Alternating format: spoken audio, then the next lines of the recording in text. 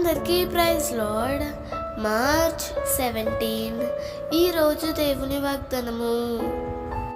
నీ దేవుడైన యెహోవా నీతో చెప్పి ఉన్నట్లు నిన్ను ఆశీర్వదించును. ద్వితీయోపదేశకాండం 15వ అధ్యాయము 6వ వచనము.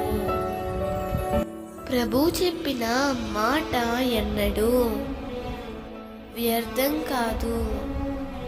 అబ్రహాముతో చేసిన వాగ్దానాన్ని దేవుడు తప్పకుండా నెరవేర్చాడు.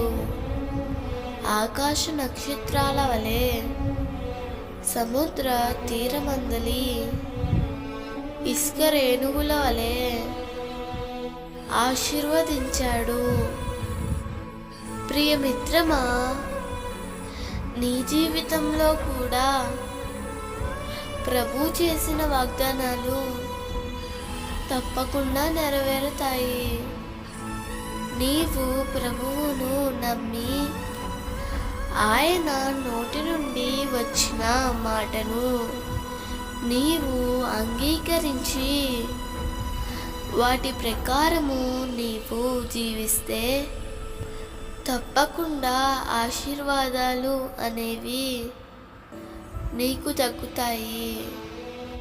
ఆనాడు దావీదు వెంట కృపాక్షేమాలు ఏ రీతిగా వచ్చాయో అలాగే కృపాక్షేమాలు నీకు తోడుగా ఉండి నిన్ను ఆశీర్వదించునుగాక.